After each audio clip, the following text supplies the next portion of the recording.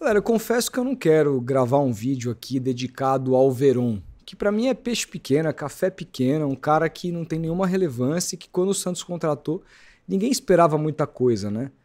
Acho que a contratação do Veron é mais ou menos o nível de expectativa que a gente tinha, era com relação à contratação quando o Santos fez ano passado do Pedrinho, sabe?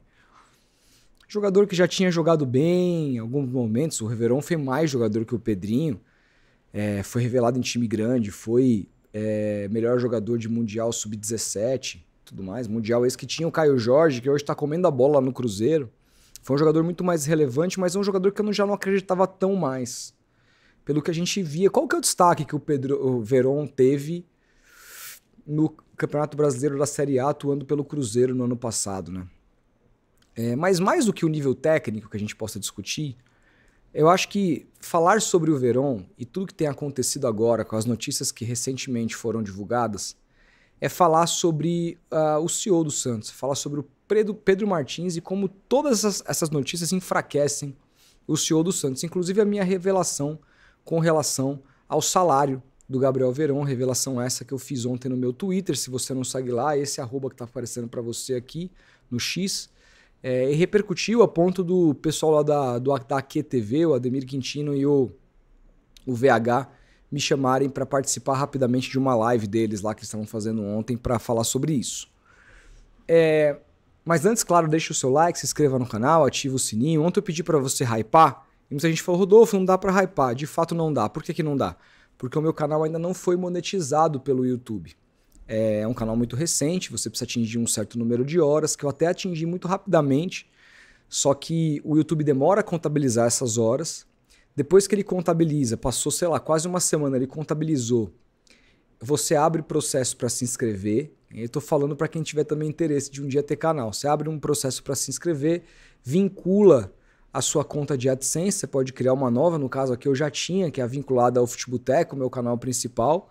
Vinculei, e aí a última parte é uma autorização do YouTube, então é mais um período que você precisa esperar a partir dos conteúdos que você tem feito. Ele vai analisar o seu canal, ver se você está diante das práticas que a plataforma pede, para aí sim ele liberar a monetização. E essa monetização pode demorar alguns dias, algumas semanas ou até mesmo um mês, segundo eles. Eu acredito que nos próximos dias esteja liberado, e quando tiver, eu aviso vocês para poder hypar aqui os vídeos, tá bom? Mas por enquanto dá para você deixar seu like, dá para você comentar, dá para você se inscrever. Então eu peço para que você faça tudo isso, que é muito importante para mim, mesmo não ganhando dinheiro por enquanto, sem a monetização. É a oportunidade de fazer crescer o público aqui no canal. Quanto mais gente que a gente puder falar, alcançar, sempre melhor, né? Até para fazer barulho com algumas coisas também, para chacoalhar o dia a dia do Santos. Quanto mais gente estiver prestando atenção, mais os dirigentes prestam atenção também. Tenham isso em mente. Então, vamos falar, né? O Santos contratou o Gabriel Veron nessa bacia de vários jogadores e falei aqui, um jogador que a gente não esperava muita coisa. Um jogador que até chamou uma atenção positiva quando ele estreia de verdade como titular naquele amistoso contra o Curitiba, que para mim ele foi um dos melhores, se não o melhor em campo aquele dia. Parecia bem mais magro do que se encontra agora. E parecia disposto. O Gabriel Veron é um cara que ele tem condições técnicas para ser um bom jogador, se ele quiser, para ser um cara útil. Mas me parece que ele não quer mais. É um jogador que largou a carreira. E não era muito difícil entender isso, ver isso, né? E aí que entra o Pedro Martins na história. Quando você contrata o Gabriel Veron, que tem 22 anos, que é muito novo, com a possibilidade de vir, tudo bem, o salário daqui a pouco são 500 mil reais, eu falei sobre isso, já não é nenhuma novidade. Não é algo muito barato, mas o que o Santos teve que gastar além do salário para tê-lo por um ano, né? Absolutamente nada. É uma contratação que, se você for colocar não teve luvas, não teve nada muito além, você vai gastar ali 1 milhão a cada 2 meses, estamos falando de 5 milhões, 13º, 6 milhões e meio no ano no Gabriel Veron. É uma grana considerável, mas se ele te ajudar, isso não vai fazer tanta falta no clube. Vai fazer alguma, mas não tanto assim.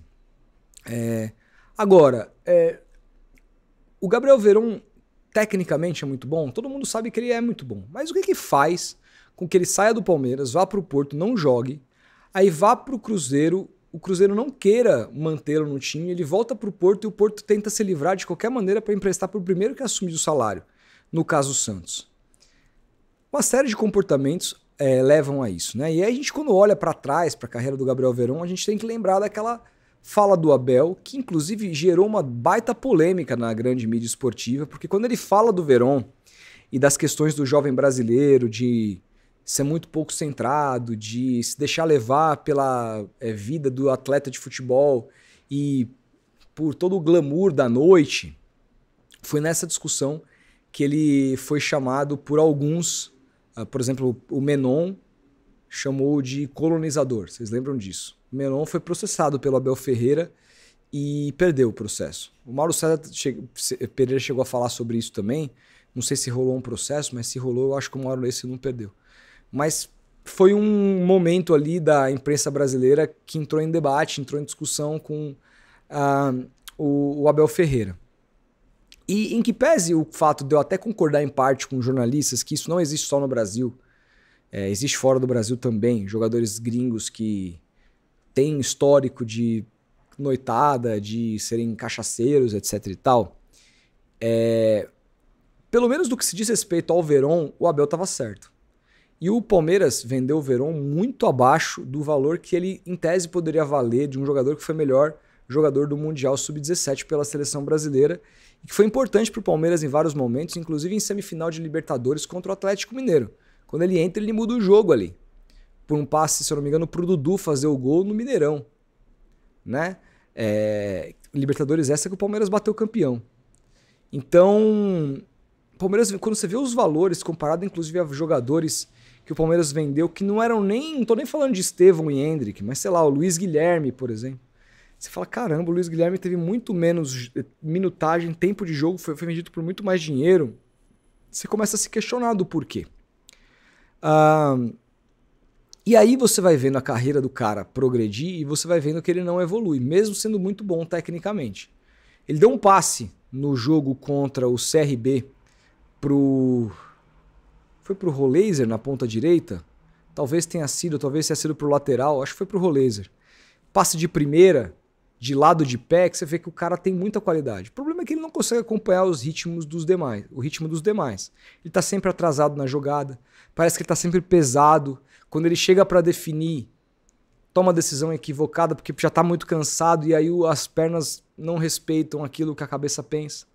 Você vê que é um jogador totalmente fora do ritmo, fora da forma de um jogador profissional, principalmente nesses últimos jogos, mais gordinho em campo, mais pesado. Então, e aí começam a surgir as notícias. As notícias, hoje já se falou que os atrasos eram frequentes e até a falta, né, que chegou a acontecer no sábado. Ele faltou ao treino no sábado, segundo a informação do UOL. E aí eu pergunto, assim, um cara que teve os problemas que ele teve com a noite lá atrás, o Santos apostar nisso? Eu me lembro de uma entrevista do Pedro Martins que ele falou, eu quero contratar jogadores que sejam afim de jogar no Santos. São esses jogadores que eu quero trazer. O Veron tá afim de jogar no Santos? O Veron tá afim de jogar? Qual é o histórico do Veron? Ao que se explica essa negociação? O dinheiro que o Pedro Martins, assinado pelo Marcelo Teixeira o contrato, né? Avalizado pelo Marcelo Teixeira, vai sair do bolso de quem? Do Marcelo, do Pedro Martins? Vai sair do bolso do Santos, né? Claro que, assim, gente, um dirigente ele não vai ter 100% de acertos. Exigir que o dirigente não erre nunca em suas contratações é loucura. Você tem que exigir com que o saldo seja positivo. E aí, esse saldo depende muito do desempenho do time, né? Não adianta nada você contratar 6 jogadores, 3 irem bem, 3 irem mal, mas o time cair para a segunda divisão. Até 3 jogadores que ele trouxe foram bem, mas resolveram o problema? Não resolveram. Então o saldo de um trabalho como um todo, né? Precisa ser avaliado. E hoje o saldo do Santos é de um time que briga pela lanterna da competição, que não joga bem, que o técnico já foi demitido, que fisicamente não consegue aguentar o ritmo de outros times que tiveram calendários muito mais difíceis do que o do Santos. A culpa disso é de quem? É de quem comanda o futebol, de quem escolhe essas peças. E a culpa é do Pedro Martins. Mas também qual que é a carta branca do Pedro Martins? Eu de fato não sei, o Santos é uma bagunça hoje. O fato é que se o Pedro Martins não tiver carta branca, o que ele tá fazendo lá também? Ganhando dinheiro? A gente sabe que ele ganha 300 pau por mês. É difícil você dispensar 300 pau por mês. Se eu ganhar um salário do Pedro Martins, eu resolvo meu ano. Totalmente, resolvo meu ano. Então, o que vai acontecendo com relação a isso é que o cara vai mostrando que nessa específica do Verón, e aí, claro, erros acontecem, você vai trazer jogadores, o Léo Godoy foi um erro, mas eu considero um erro menor. Por que eu considero um erro menor? O Léo Godoy, embora ele tenha jogado um ano muito ruim com o Atlético Paranaense, que foi rebaixado, ele vinha de um ano anterior no Estudiantes muito bom. Batendo recorde de assistências para um lateral, jogando no Campeonato Argentino, muito entrosado com o Roleiser, etc. Era um jogador que quando o Santos trouxe, eu falei, bom, vem mal. Mas se estivesse bem, também difícil que ele viesse, né? Teria concorrência mais pesada de outros times. Mas ele já fez coisas boas no passado. É uma aposta? É, mas uma aposta que talvez eu fizesse. Talvez eu fizesse. E erraria igual. Até agora. Não sabe? Pode ser que amanhã o Léo Godoy passe a jogar bem. Mas eu erraria.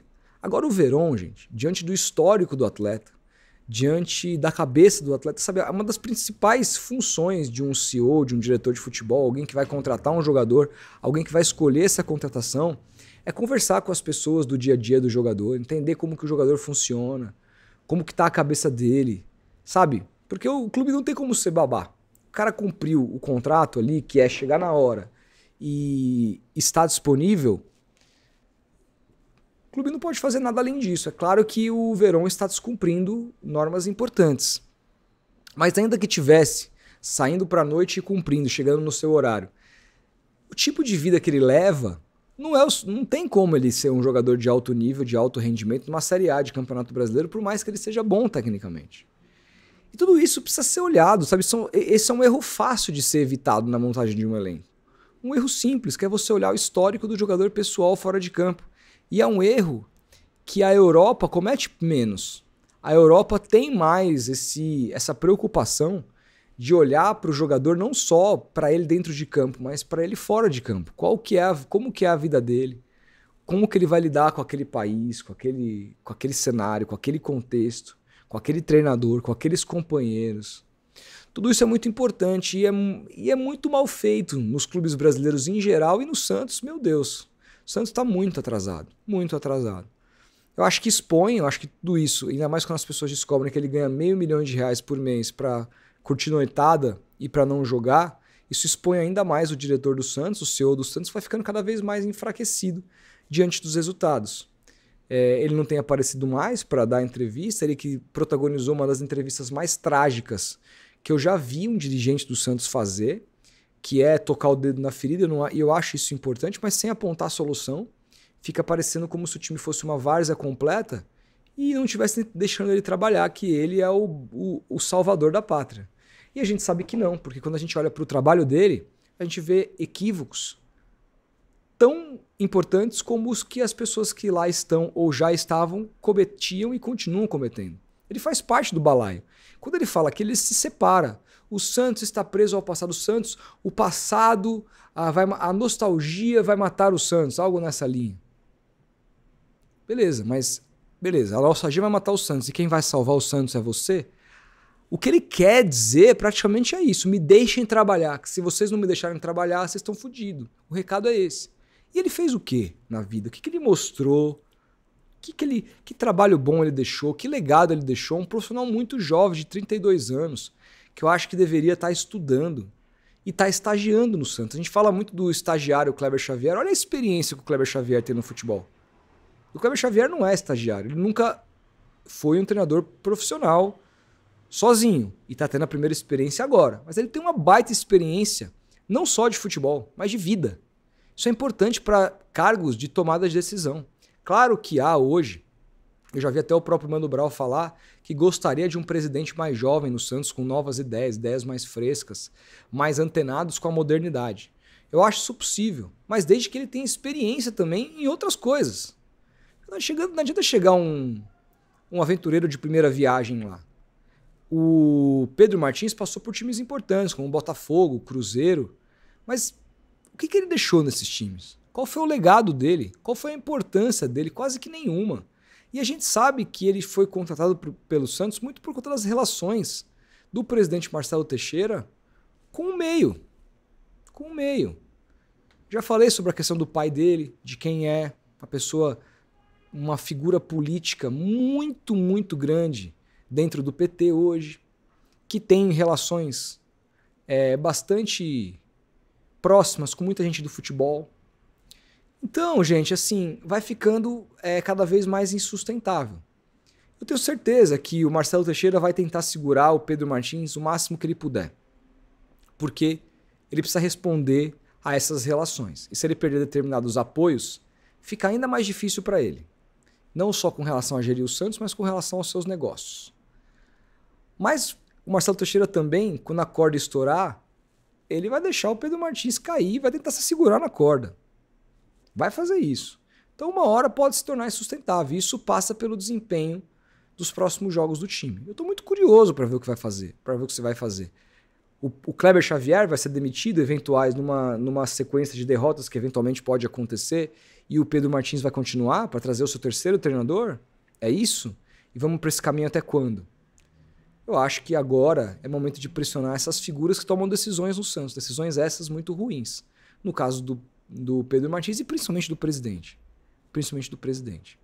Eu tenho para mim que se o Marcelo Teixeira cumprir o mandato dele até 2026, o Santos vai sair muito menor do que quando ele assumiu mesmo na Série B. Eu tenho para mim essa convicção. Tá? Inclusive com relação ao aumento de dívidas, com relação à impossibilidade, de repente, de se tornar SAF a partir de uma dívida muito alta que aí pode não interessar um eventual comprador. Eu temo muito isso, que ele inclusive inviabilize uma venda do Santos. Mas vamos esperar.